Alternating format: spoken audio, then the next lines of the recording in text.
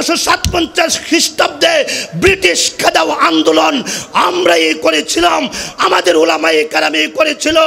আমাদেরকে বিচ্ছিন্ন করে রাখার কোনো সুযোগ নাই, বৃদ্ধা আঙ্গুলি দেখাইবার কোনো সুযোগ নাই।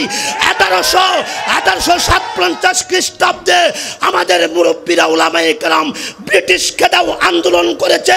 ওই ব্রিটিশ খেদাও আন্দোলন করেছিল এই জন্য যে ব্রিটিশরা তিনটা জিনিসকে এরা বাস্তবায়নের চেষ্টা করেছে। এক নাম্বার, কোরআনগুলাকে পুরাইয়া দাও, কোরআনগুলাকে সাগরে নিক্ষেপ করে দাও। দুই নাম্বার, আলেমদেরকে হত্যা করে দাও। তিন নাম্বার, জিহাদের আয়াতগুলাকে মুছে দাও। একটা জিহাদের আয়াতও রাখবে না, প্রত্যেকটা আয়াত মুছে দাও। প্রত্যেক আলেমকে ওই যে রশিদে ঝুলাইয়া মেরে ফেলো, আর কোরআনগুলাকে সাগরে নিক্ষেপ করো।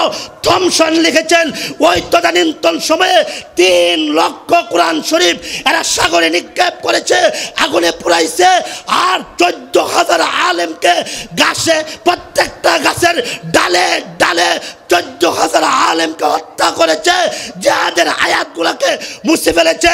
ও যুবক, আমার কথার জবাব দাও, এরা জিহাদের আয়াত মুছেছে, কোরআনকে সাগরে নিক্ষেপ করেছে, 14,000 আলেমকে গাছের ডালে ডালে ঝুলাইয়া মারছে। তাই বলে কি ইসলাম মুছে গেছে? তাই বলে কি মুসলমান নিশ্চিহ্ন হয়ে গেছে?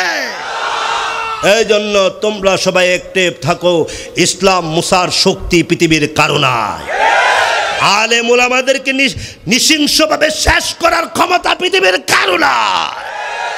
সুন্নতের উল্টা কিছু করলে মুসলমান ইমানদার জাগ্রত হবে। তৈরি হও। জায়গায় আল্লাহর নবী বলছে এই দোয়াটা যেই ব্যক্তি কোনো নতুন জায়গায় প্রবেশের সময় পড়বে, আল্লাহ গায়েবী সাহায্য করবে।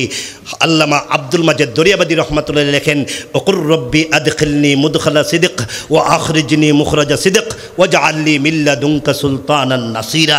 এই আয়াত পরে যদি কোনো এলাকায় ঢুকে, আল্লাহ গায়েবী সাহায্য করবে।